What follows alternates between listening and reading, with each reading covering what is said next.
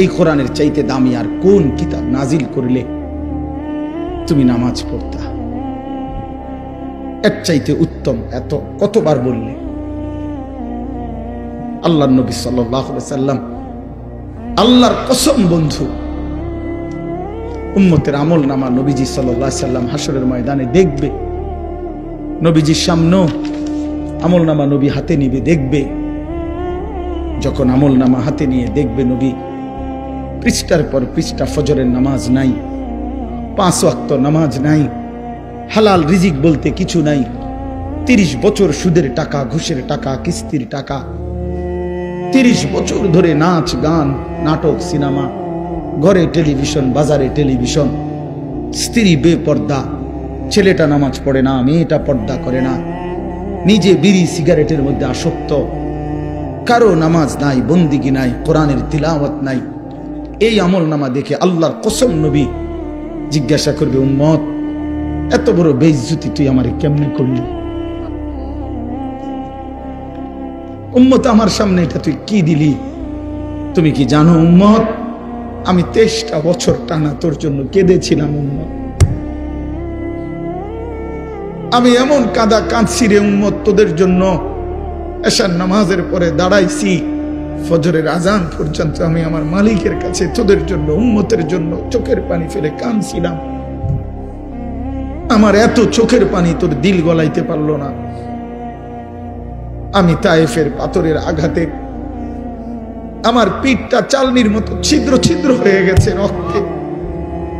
আমি বুকে পেটে 2টা পাথর বাঁধছি ক্ষুধার কষ্টে। আমি উহুদের দান শহীদ করা রক্তে উহুদের ময়দানে পড়েছিলাম বেহুশ হয়ে। আমার ঘরের চুলায় 3 মাস রান্নার জন্য কোনোদিন চুলায় আগুন জ্বলে নাই। আমার এত চোখের পানি, এত রক্ত, এত ক্ষুধার কষ্ট, কিছুই তোর মন গলাইতে পারলো না, তোরে সেজদা দিতে পারলো না। এটা আমার সামনে কি আনলা?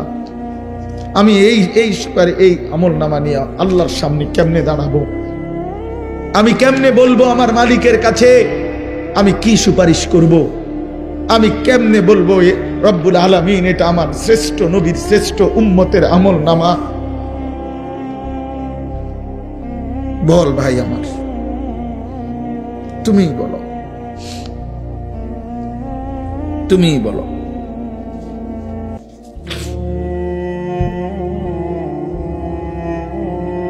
এত বিপুল পরিমাণ মুসলমান আমরা, গুনাহ আমরা কিতাবের মধ্যে পড়ছি, গুনাহ 3টি জিনিস, 3টি বড় ক্ষতি। প্রত্যেকটা গুনাহ, প্রতিটা হারাম। নারী, ছবি, জিনা, ব্যভিচার, মদ, জুয়া, সুদ, ঘুষ, কিস্তি, হারাম, নাচ গান, বাদ্য, অশ্লীলতা, বেহায়াপনা, অসভ্যতা, নোংরামি, আল্লাহর নাফরমানি, 3টি ক্ষতি ওই ব্যক্তিকে করবেই করবে। 1 নাম্বার হলো, প্রথম ক্ষতি হলো হিরমানুত তাআ, গুনাহ মানুষকে নেক আমল থেকে, আল্লাহর ইবাদত থেকে বঞ্চিত করে। 2 নাম্বার হিরমানুল ইলম, গুনাহ মানুষকে কোরআন সুন্নাহর ইলম থেকে বঞ্চিত করে। 3 নাম্বার হিরমানুল, একটা বললাম কি যে তার ইলম দূর করে দেয়। 2 নাম্বার তার আমলকে কি করে দেয়? ছুটায় দেয়। 3 নাম্বার হলো হিরমানুর রিজক, তার রিজিক কমিয়ে দেয়। গুনাহ অভাব নিয়ে আসে, গুনাহ অভাব নিয়ে আসে। তুমি টের পাইবে না, হয়তো তোমার জেনারেশন তোমার পরে কষ্ট পাবে। একসময় দবদবানি খপখপানি ছিল, মাতবরি ছিল, এরপরে বিখ্যাত থালা হাতে। আমারে কুমিল্লা এক জায়গায়, এই কুমিল্লার মধ্যে এক জায়গায় আমাকে দেখাইছিল যে হুজুর 70 বছর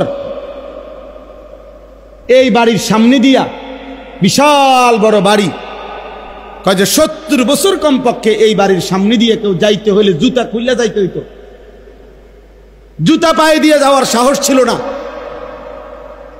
কিন্তু আজকে 70 বছর পরে ওই বাড়ি সামনে কয়টা গাছ ছাড়া আর কিছু নাই, এখন কুত্তা ঘুমায়, কুকুর ঘুমায়। এজন্য গুনাহ ছাড়তে হবে। আজকে আমার মূল বক্তব্য এটাই, আপনারাও ছাড়তে হবে, আপনাদের সন্তানদেরকেও গুনাহ থেকে ফিরাইতে হবে। শয়তানের রাস্তা গুনাহের রাস্তা, না হলে এই জাতি টিকবে না, এই জাতি টিকবে না। আমাদের উপরে আযাব গজব মুসিবত, আমাদের ছেলেদের এই অব্যাহত, মেয়েদের এই অব্যাহত নাফরমানির কারণে এখনো টের পাচ্ছেন না। এখনো গলিতে গলিতে গ্রামে গ্রামে আলহামদুলিল্লাহ খাইয়া না খাইয়া কিছু আলেম ওলামা মসজিদ মাদ্রাসা দ্বীনি ফিকির করতেছে, দ্বীনি ফিকির করতেছে। কিন্তু একদিন দেখবেন এগুলোও বন্ধ হয়ে যাবে, একদিন এগুলোও বন্ধ হয়ে যাবে। যেই হারে ছেলে মেয়ে নারী পুরুষ বেনামাজি, অভাব আসবে। ফজরের নামাজের মুসল্লি কই? 5 ওয়াক্ত নামাজের মুসল্লি কই? যে মানুষগুলো জুমার নামাজ পড়ে এক সপ্তাহে, এই মানুষগুলো পুরো এক সপ্তাহে বাকি নামাজগুলো কেন পড়ে না? কারো কোনো ফিকির আছে? কোনো একটা চায়ের দোকানে কোনোদিন যেখানে 10 জন মানুষ বসে, ওনারা কি একটা বার আলাপ করে কিও আমগো সমাজের লোকগুলো বাকি 5 ওয়াক্ত নামাজ কেন পড়ে না? কারো ফিকির নেই, কারো ফিকির নাই। সবাই যার যার ছেলে মেয়ে, সবাই কোন রকমে দুগা ভাত, একখান ঘর আর কদ্দুর ফার্নিচার বানাইতে পারলে খাইয়া পইরা, পান সুপারি চা বিস্কুট বন্টন খাইয়া কোন রকমে রাত পার করন, দিন পার করন। সবাই সবাইকে নিজেকে নিয়ে ব্যস্ত। আমরা মানুষের পরিবর্তন করবে কে? জাতিকে টিকাবে কে বলেন? উম্মতের পরিবর্তন হবে কিভাবে? এই মাদ্রাসাগুলো ছোট ছোট মেহনত করে, ছোট ছোট ফিকির করে। আল্লাহ তাআলা আমাদেরকে বুঝার তৌফিক দান করেন। আমি এই জন্য আপনাদের কাছে, ছেলেরা তোমাদের কাছেও ভাইয়া বুঝায় বললাম, যদি কারো দিলে লাগে, আর যদি দিলে না লাগে, সন্তান ততক্ষণ পর্যন্ত নিজে নিজে ভালো হইতে পারবে না অভিভাবক যদি সচেতন না হয়। অভিভাবক সচেতন না হইলে পারবে না। অভিভাবকও যুদ্ধ করতে হবে। আপনার 6 বছরের বাচ্চা, 16 বছরের বাচ্চা, 14 বছরের বাচ্চার হাতে আপনি বড় মোবাইল দেখছেন, আপনি আসার দিয়ে ভাঙতে হবে। আপনার ঘর থেকে টেলিভিশন, নাটক, সিনেমার আয়োজন সরাইতে হবে, নয়তো জাতি টিকবে না। হ্যাঁ, মানুষ হিসেবে থাকবে, দেখতে মনে হবে মানুষ, কিন্তু আখলাক আর চরিত্র হবে সব জন্তু জানোয়ার, ইনসান আর থাকবে না, ইনসান আর থাকবে। চারিদিকে খবর নিয়ে দেখেন, প্রতিদিন খবরের কাগজ শুনেন কি পরিমাণ জিনা, ব্যভিচার, পরকিয়া, হত্যা, খুন, ধর্ষণ কিভাবে চলছে। কে কাকে নিয়ন্ত্রণ করে? কে কাকে নিয়ন্ত্রণ করে? আল্লাহ আমাদেরকে হেফাজত করেন। আচ্ছা, আরো শোনো মিয়া, কোরআন শরীফে সূরা আরাফের মধ্যে আছে কোরআনের আয়াত, ওয়াত্তাবা হাওয়াহু ফামাসালুহু কামাসালিল কালব। সরাসরি কোরআনের আয়াত, সরাসরি কোরআন শরীফের আয়াত। আল্লাহ তাআলা বলছেন যে মনের ইচ্ছা মতো চলে, মনের চাহিদার অনুসরণ করে।